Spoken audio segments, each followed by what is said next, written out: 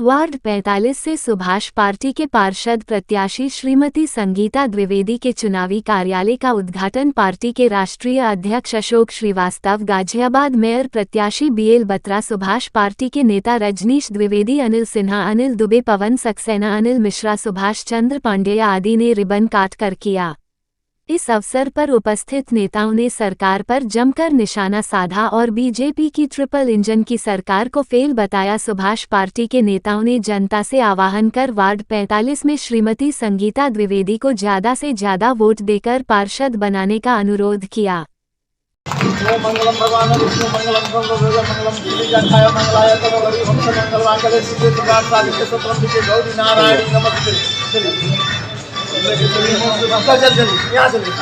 परम आदरणीय हमारे सुभाषवादी पार्टी के राष्ट्रीय अध्यक्ष श्री अशोक श्रीवास्तव जी और संस्थापक सत्येंद्र यादव जी के नेतृत्व में जो पार्टी का गठन हुआ और हमारे क्षेत्र के जितने सम्मानित जनता यहाँ उपस्थित हुए हैं, मैं उनको नमन करता हूँ और मैं उनको प्रणाम करता हूँ। मैं ज़्यादा समय नहीं लेते हुए मैं दो बात मैं आपके बीच कहना चाहता हूँ कि मैं इस चुनाव में आपके बीच आया हूं। आपका बेटा, आपका छोटा भाई, आपके घर का सेवक, सबसे जमीनी स्तर पर रहने वाला व्यक्ति आपके बीच खड़ा है। आपके इस सेवक को ढूंढने के लिए कहीं दूर नहीं जाना पड़ेगा, आपके घर के बीच में रहता है, 24 घंटा यहाँ उपलब्ध रहता है। न मेरा कोई दूसरा मकान है, न दुकान है, न कोई बिजनेस पॉइंट है कि मैं दिल्ली बैठूंगा, मैं इंदिरापुरम बैठूंगा, मैं नोएडा में बैठूंगा, मैं राजनगर एक्सटेंशन में बैठूंगा। जब भी मैं यहाँ रहूंगा तो 24 आवर्स इस वार्ड 45 के जमीन पर ही मैं आपको उपलब्ध रहूंगा। ये मेरी वादा है कि मैं इस क्षेत्र को छोड़ करके जाने वाला कहीं और नहीं हूं। मैं आपसे 2-4 वादा मैं करना चाहता हूं और मैं कहूंगा कि आज तक जब से वार्ड 45 का गठन हुआ तब तक ये राजीव कॉलोनी भी इसी में था। राजीव कॉलोनी और कन्हाव के एक कन्हेड़ा गांव इसी वार्ड में था और परिसीमन के कारण ये दो वार्ड बटे। तो वो वार्ड जो राजीव कॉलोनी था वो वार्ड 28 बना और ये वार्ड 45 बना। ये दोनों वार्ड में आज तक हमारे जो भी सभासद इस पद पर सतासीन होकर के निरंतर कई वर्षों से आ रहे हैं, मैं उनसे एक रिक्वेस्ट करना चाहता हूं कि इस चुनावी जमीन पे आकर करके अपने रिपोर्ट कार्ड जनता को पेश करें कि 15 साल में उन्होंने क्या किया है। हाँ, उन्होंने किया है, मैं इसको मानता हूं, लेकिन उनका कर्तव्य है, लेकिन उस रेशियो से वो काफी पीछे हैं। आज गाजियाबाद के जिलाधिकारी द्वारा और जिला प्रशासन के द्वारा उनको बेस्ट अवार्डेड दिया गया है। क्या उस अवार्डेड देने के पीछे रीजन क्या था, किस आधार पर दिया गया था? मैं कंपैरिजन यही करना चाहता हूं कि ज्यादा विकास एक घोषणा करें कि ये 5 साल के दौरान, मैं पीछे के दौरान को मैं छोड़ देना चाहता हूं। ये 5 साल के दौरान क्या ज्यादा धनराशि वार्ड 28 में खर्च हुआ या वार्ड 45 में खर्च हुआ? आज तक सबसे ज्यादा 17 करोड़ रुपया वार्ड 28 में खर्च हो चुका है। वैसे विकासशील पुरुष सुजीत गिरी ने जो काम किया है वो हमारे वार्ड 45 के अवार्ड पाने वाले पार्षद साहब उनसे काफी पीछे हैं। उस धनराशि को उन्होंने जनता के अंदर प्रकाशित करें कि हमारे वार्ड में मैंने 5 साल के अंतर्गत में इतने करोड़ रुपया का कार्य किया है। और मैं ये कहना चाहता हूं कि हमारे जो पार्षद साहब ने जो काम किया है मैं उनको भी शुक्रगुजार हूं, लेकिन उस रेशियो से काफी वो पीछे हैं। और मैं ये भी कहना चाहता हूं कि केंद्र में हमारी सरकार है, भारतीय जनता पार्टी की सरकार है, उत्तर प्रदेश में हमारे योगी जी की सरकार है, बहुत अच्छी सरकार चल रही है। मैं इन दोनों व्यक्तियों के खिलाफ नहीं हूं। ऐसे दो व्यक्तियों की इस देश की इस भारत भूमि के लिए जरूरी है, ऐसे पुरुष के लिए आज के देश में ऐसे जरूरी है। लेकिन बट उनके नीचे, ये दोनों व्यक्ति के नीचे जितने लोग भरे पड़े हुए हैं, इनमें कहीं ना कहीं कुछ कमियां हैं, इनके अंदर कुछ ना कहीं कुछ कमियां हैं और कहीं ना कहीं दाग है, नियत में खोट है। ये जनता की सेवा करने की बजाय इनकी नियत जनता की सेवा करने की नहीं, इनका ध्यान कहीं और है। मैं एक और बात कहना चाहता हूं कि क्या हमारे वार्ड 45 में सड़क की व्यवस्था हुई है, क्या मीठे पानी की जल की व्यवस्था हुई है। यहाँ की पानी की सप्लाई दिल्ली जा रही है, लेकिन हमारे वार्ड 45 के जितने जनता जनार्दन है सब लोग आयातित पानी खरीद कर पीते हैं, उनके घर तक पानी नहीं है। आज हमारे गांव में चले जाइए, वहां पे आरसीसी सड़कें हैं, हर एक घर में नल जल की व्यवस्था है। हम दिल्ली के राजधानी के 18 किलोमीटर की दूरी पर बैठ कर भी हम इन सब बुनियादी सेवाओं से काफी दूर हैं। उनको मीठे पानी पीने की कहीं व्यवस्था नहीं है। दूसरी चीज, अगर मैं जीतूंगा तो मेरा जो काम होगा केवल मैं अकेले डिसीजन लेने के लिए काबिल नहीं हूंगा। जनता दरबार बैठेगी, जनता तय करेगी क्या करना है। जो भी बजट होगा, जो भी काम होगा, जनता के बीच में पास किया जाएगा, न कि ऑफिस में बैठ करके अकेले हम ये कर लेंगे, साइन कर करके हम नगर निगम सब पास करा लेंगे। जनता तय करेगी, एक एक रुपया का हिसाब होगा कि मैंने पैसा कहां खर्च किया है। मैं बताऊंगा कि कितना पैसा कहां खर्च हुआ है, कितना मद में खर्चा हुआ है। आज 5 साल के बीच, आज 27 साल से ये हमारे गाजियाबाद के नगर निगम में मेयर पद जो है ना भारतीय जनता पार्टी के सत्तासीन है। क्या आप लोगों के बीच में हमारे मेयर प्रत्याशी मैडम मेयर साहिबा कभी आई हुई है? मेयर न पत्ता है। मैंने एक वीडियो डाला था ग्रुप में कि मेयर न पत्ता। क्या मेयर का कर्तव्य नहीं है? अब आएंगे मेयर, मेयर वही होगा, चेहरा बदल जाएगा लेकिन इंसान वही होगा। 27 साल के मेयर को ये हिसाब किताब देना होगा कि 27 साल से मेयर पद पर सत्तासीन भारतीय जनता पार्टी के प्रतिनिधि है। क्या हमारा वार्ड, क्या हमारा साहिबाबाद, गाजियाबाद क्या विकास से काफी दूर, काफी दूर नहीं है?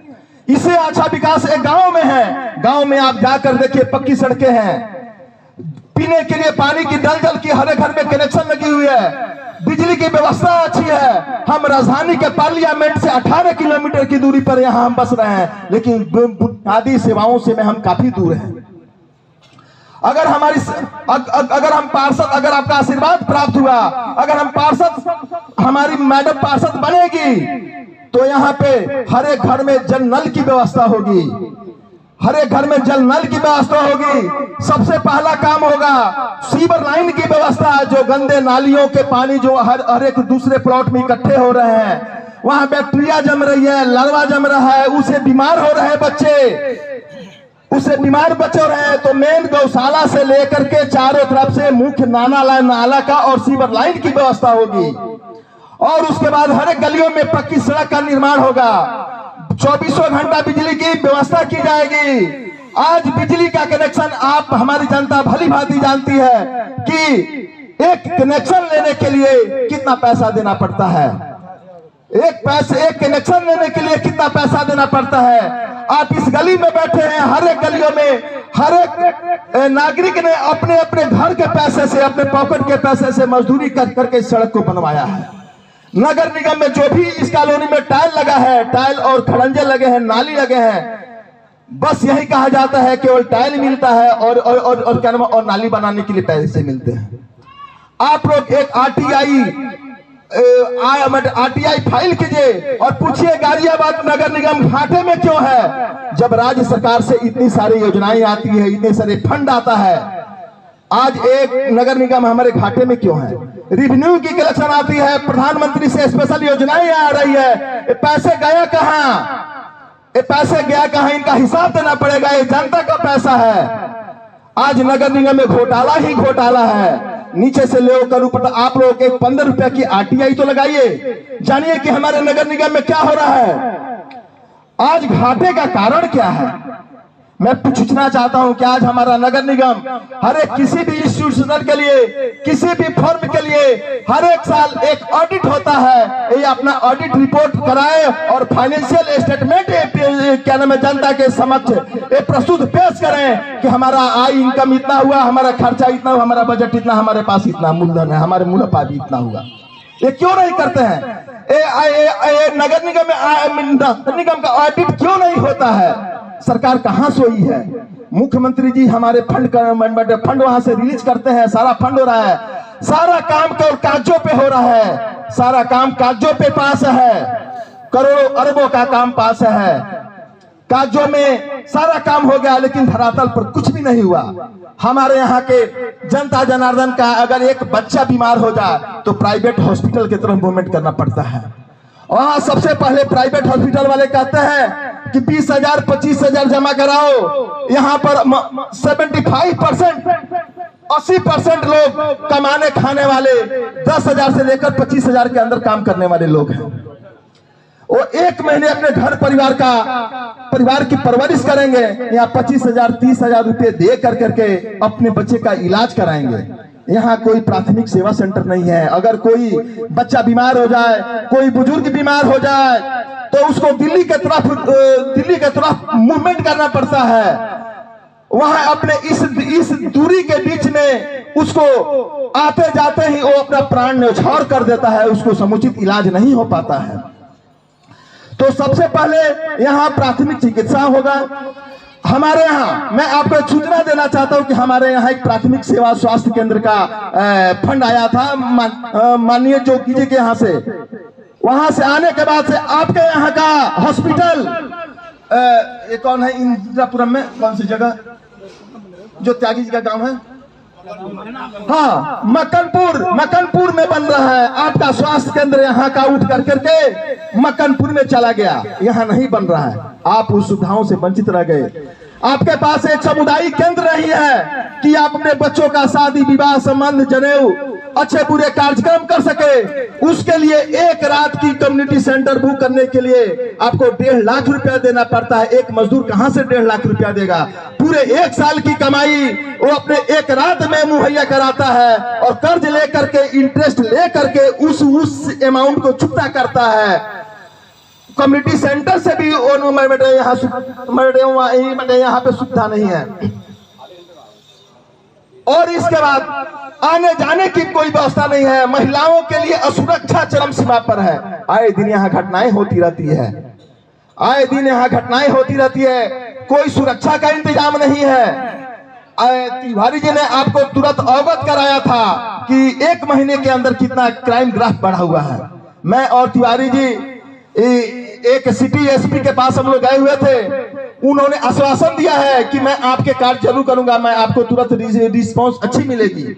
उन्होंने आश्वासन दिया हुआ है, लेकिन हमारा काम आश्वासन से नहीं होता है, तब तक घटनाएं घटित हो जाती है। और मैं ये भी कहना चाहता हूं कि अगर संगीता द्विवेदी पार्षद बन गई तो मैं छोटा सा वादा करता हूं कि वार्ड 45 के समस्त जनता जनार्दन को डायरेक्ट एम्स और सर गंगाराम के हॉस्पिटल के डॉक्टर द्वारा मुफ्त इलाज कराया जाएगा। केवल दवा का दाम जो आपको बाहर से लेना पड़ेगा। हॉस्पिटल बंद कर तैयार है, चाहे मैं हार जाऊं या जीत जाऊं वो अलग की बात है, लेकिन अगर मैं हारूंगा भी तो इनके विपक्ष में हमेशा आवाज उठाता रहूंगा। मैं मानने वाला नहीं हूं। एक आप लोग मेरे से पर्ची लेकर जाइएगा। हमारा एक हॉस्पिटल लक्ष्मी नगर में बन रहा है, हमारे डॉक्टर साहब आए हुए हैं, आपको मुफ्त इलाज मिलेगी, कोई पैसा नहीं लगेगा। मैं इतना वचन जरूर देना चाहता हूं। आज मैं इतना कमिटमेंट करता हूं कि अगर इस क्षेत्र से अगर संगीता द्विवेदी जी जीत कर जाएंगी तो आपका पार्षद 24 आवर्स इस वार्ड 45 के अंदर मिलेगा।